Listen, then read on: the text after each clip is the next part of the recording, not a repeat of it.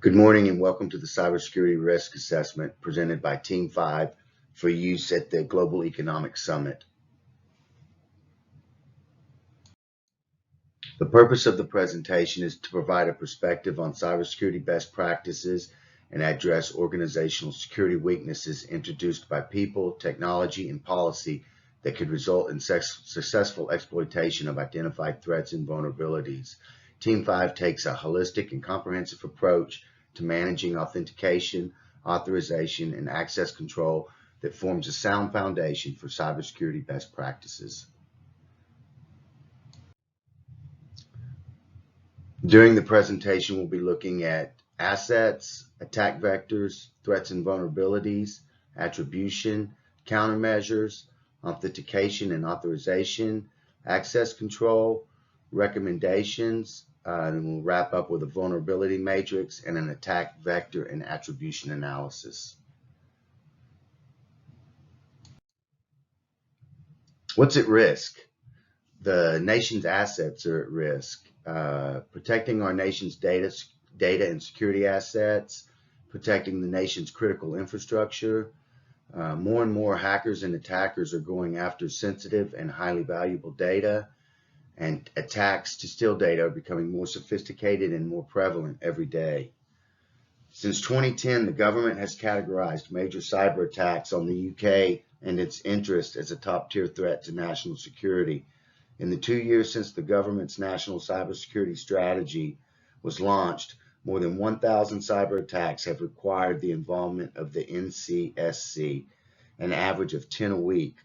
Although most of these will not have affected the UK's critical infrastructure, these figures do include the May 2017 WannaCry attack, which affected NHS services, as well as attacks on the UK and Scottish parliaments in June and August 2017, and on the energy and telecommunications sectors.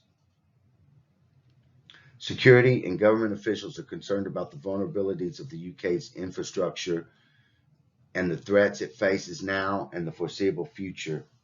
The head of the National Cybersecurity Center, NCSC, has said that a major cyber attack on the United Kingdom is a matter of when, not if. The UK's critical national infrastructure is a natural target for such an attack because of its importance to the daily life and the economy of the UK.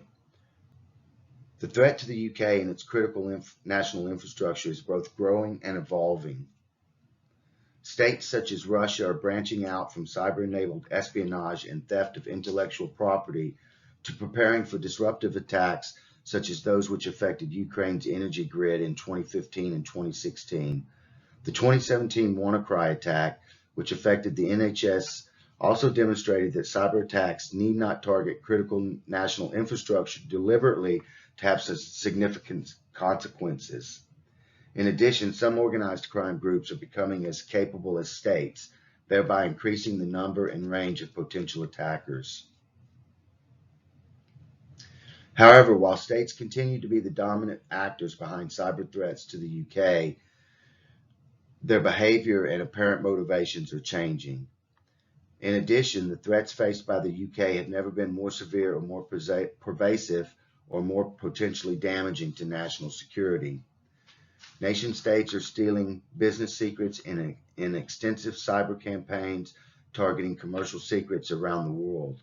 In addition, hacktivism is seeing a resurgence, recently fueled in part by the arrest of Julian Assange. Attack vectors. Some identified attack vectors that were identified at the Economic Summit include mobile devices, weak domain user passwords, SQL injection, buffer overflow, malware and ransomware, memory corruption, TOS flood, SYN flood, ping flood, and viruses. In 2019, we can expect that these attacks are only going to become more frequent and intense. A mobile phone, like any other computing device, is a fragile piece of technology, and it needs two types of protection: physical and cybersecurity protection. Frequently, companies invest heavily in their external defense capabilities, but fail to adequately protect the internal corporate domain. A common issue is the weakness of password policies, especially when it comes to privileged accounts such as local or domain administrator users. The SQL injection vulnerability is one of the most dangerous issues for data confidentiality and integrity in web applications, and has been listed in the OWASP top 10 list of the most common and widely exploited vulnerabilities since its inception. In a ping flood, attackers send spoofed Internet Control Message Protocol echo requests, also known as pings, at a high rate from random source IP ranges, or by using the victim's own IP address. Most devices on a network will, by default, respond to the ping.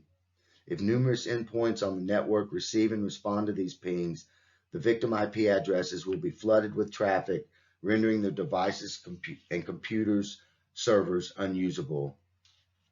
In a type of service, TOS flood, attackers falsify the TOS field of the IP packet, which is used for exploit congestion notification and differentiated services flags. A SYN flood is often generated by botnets and is designed to consume the resources of the victim's server. By targeting the firewall or other perimeter defenses, the attackers can overwhelm their capacity limits to bring them down by disconnections, dropping of legitimate traffic packets, or reboot. Threats and vulnerabilities that were identified at the Economic Summit include insider-outsider threats, geopolitical risks, cross-site scripting, mobile malware, third-party. Some vulnerabilities were people, policies and procedures, unpatched security vulnerabilities, and weak authentication and credential management. More organizations are starting to consider where their products are based or implemented and where their data is stored in terms of cybersecurity risks and regulations. When you have regulations like the GDPR and threat actors that emerge from nation states like Russia, China, North Korea, and Iran, more and more organizations are beginning to evaluate the intricacies of the security controls of their vendors and their suppliers. They're looking at geopolitical risk as a cyber risk, whereas in the past, geopolitical was sort of a separate risk function belonging in enterprise risk. If organizations do not consider location and geopolitical risk, those that store data in third party or a nation state that is sensitive will run the risk of threat actors or nation state resources being used against them. Organizations struggle to avoid cross-site scripting as well. In the development cycle, more than 21% of vulnerabilities identified by bug bounties are cross-site scripting errors, making them the leading vulnerability type. Mobile devices are increasingly a top attack target, a trend rooted in poor vulnerability management, according to Forrester. But the analyst firm said many organizations that try to deploy mobile device management solutions find that privacy concerns limit adoption. The biggest security vulnerability in any organization is still its own employees. Whether it's the result of intentional malfeasance or an accident, most data breaches can be traced back to a person within the organization that was breached. One of the most common causes of compromises and breaches for this cybersecurity vulnerability is a lack of sound credential management. People use the same password over and over, and many systems and services support weak authentication practices.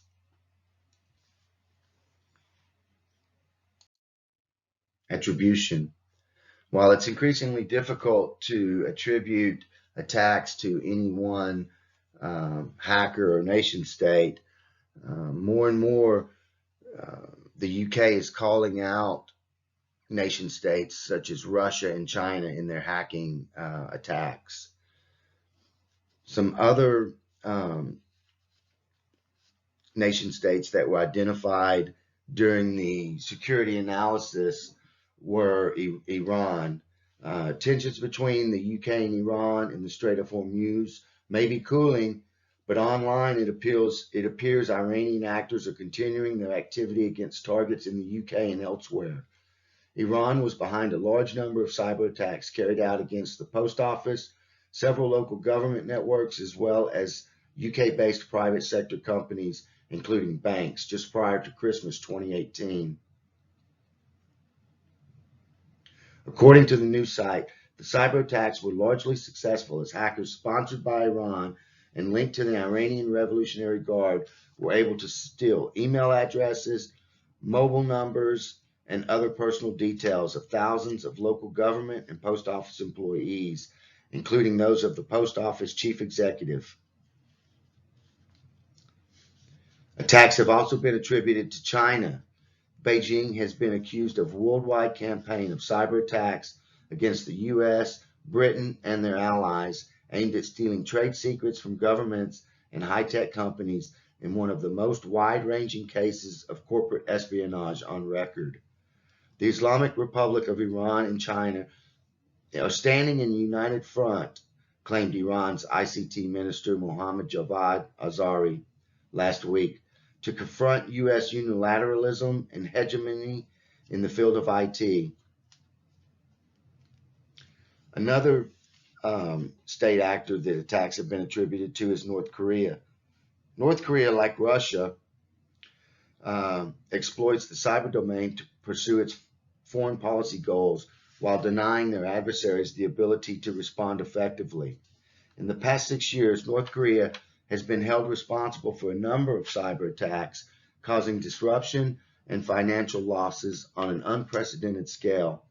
The devastating impact of WannaCry and North Korea's continuing nuclear weapons program, despite diplomatic efforts and sanctions, suggests the prospect of conflict extending into the cyber domain is closer than ever. Information security professionals are now expected to be foreign policy analysts capable of interpreting and predicting the threat foreign states pose and defending themselves accordingly. Finally, Russia. Disinformation campaigns targeting soft democracy targets. UK officials are considering the possibility that a Russian state cyber attack was behind a leak of memos which saw the UK ambassador in Washington brand Donald Trump's administration inept and incompetent. But senior foreign official figures now believe the enemy government hoping to destabilize relationships between Western powers could have been behind it.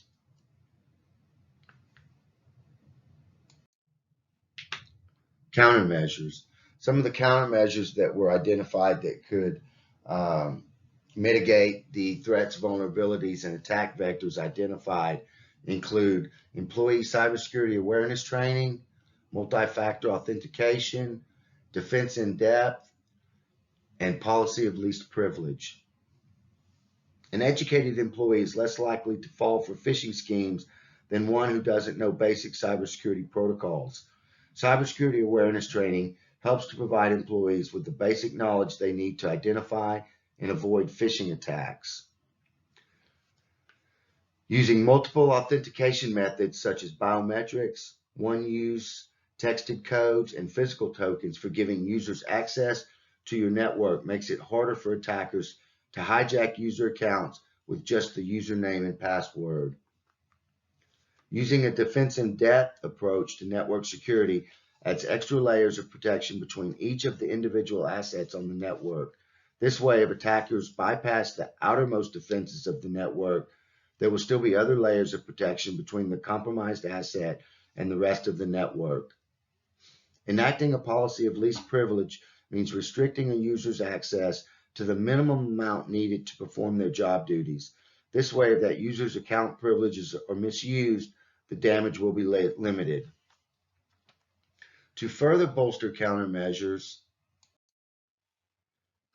authentication and authorization policies are in place. While researching for this presentation, I ran across a quote that I thought was fitting for authentication and authorization. And the quote is, "Authentication is finite while authorization is infinite." And I think what the author of the quote is indicating is that compared to authentication, authorization can get very complex over time. Authorization rules or requirements change over time or an application lifecycle as business environment needs change. A key concern when using passwords for authentication is password strength. A strong password policy makes it difficult or even improbable for one to guess the password through either manual or automated means. Minimum length of the password should be enforced by the application. Passwords shorter than 8 characters are considered to be weak. It is critical for an application to store a password using the right cryptographic techniques. For critical components of the system, organizations should examine the need for pre-boot authentication. This ensures that only selected employees can boot the system and perform administrator-based operations. For users that store sensitive information on mobile devices and laptops, full disk encryption with pre-boot authentication helps to ensure that the data on a lost or stolen device will not be exposed. Also, developing auditing and forensic capabilities, audit trails, and forensics can facilitate early detection if an organization's system has been breached. Audit trails are effective since they provide information about successful and unsuccessful authentication attempts to the system. The most obvious indicator of an attack is a sharp increase in the number of failed login attempts and account lockouts, but this is usually the work of a clumsy, unsophisticated hacker. Generally, lockout policies limit this type of attack. More skilled hackers will patiently try a very low volume series of login attempts or will resort to social engineering methods such as calling the help desk to request the PIN password. Without effective audit tools, this type of attack might go unnoticed. Context-based authentication complements a layered approach. Context-based authentication uses contextual information to ascertain whether a user's identity is authentic or not. Based on risk profiles, organizations may limit access to specific systems or content items based on a user's criteria, including whether the user is authenticating from the local or remote network, whether the user is accessing information from a corporate computer, or whether the access time appears reasonable.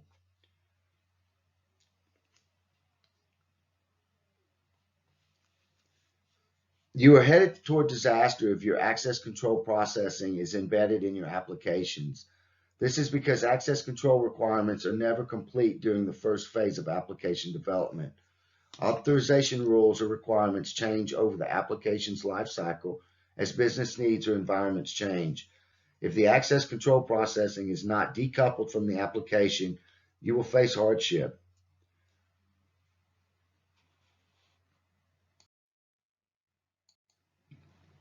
Next, we're going to look at access control. Access control will be controlled through multi-level security, mandatory access control list, discretionary access control, auditing, identification, and authentication. Before we talk about that, we need to talk a little bit about subjects and objects. Subjects are an entity that requires access to system resources, for example, human users or started procedures. Objects are system resource to which access must be controlled. Examples of objects include datasets, commands, terminals, and printers. The main goal of a secure system is to enforce a site security policy to provide accountability and availability.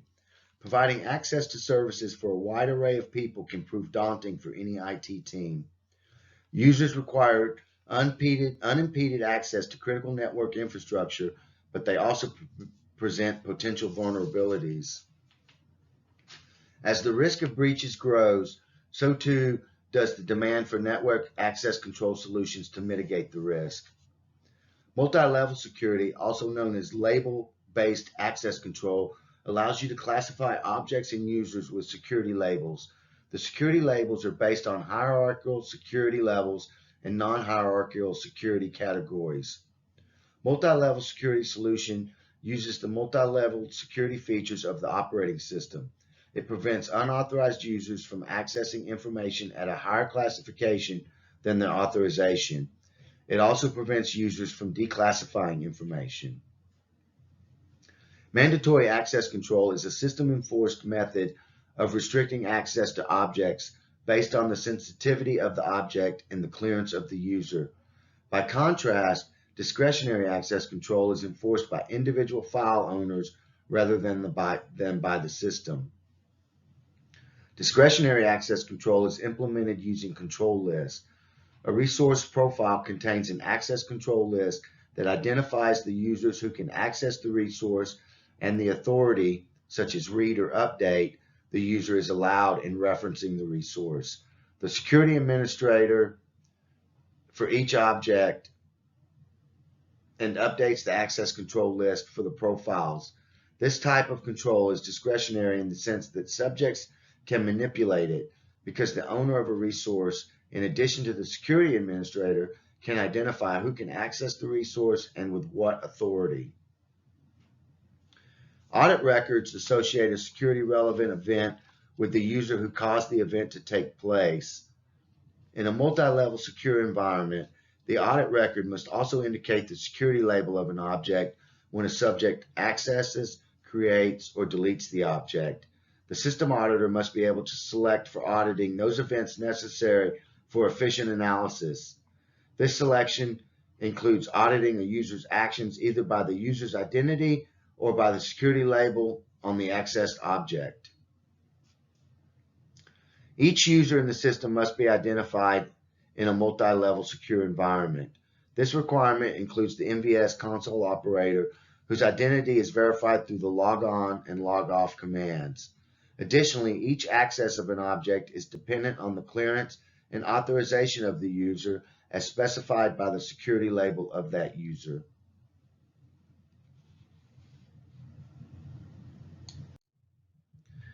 Finally, recommendations. Not all risks can be eliminated entirely. However, we have mitigation plans for identified risks. Risk acceptance must be a conscious decision, not a default action due to a lack of information or desire to act.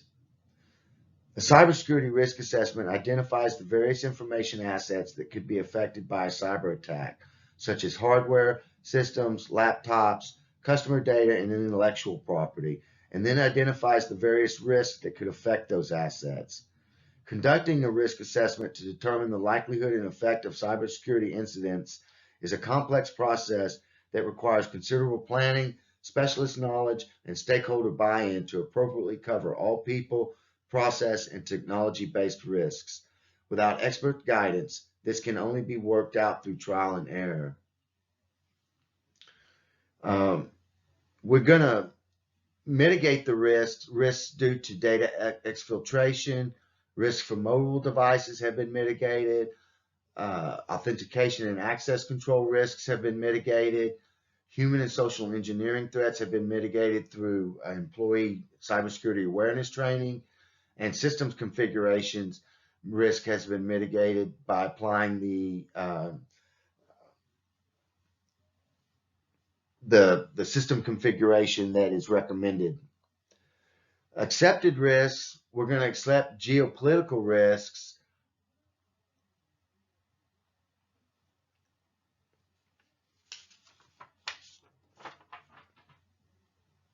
Information technology is widely recognized as the engine that drives the UK economy, giving industry a competitive advantage in global markets, enabling the government to provide better services to its citizens, and facilitating greater productivity as a nation. The objective, therefore, must be to make it as difficult and as costly as possible to succeed in attacking the UK's systems and to continue raising the bar as new threats emerge. We're going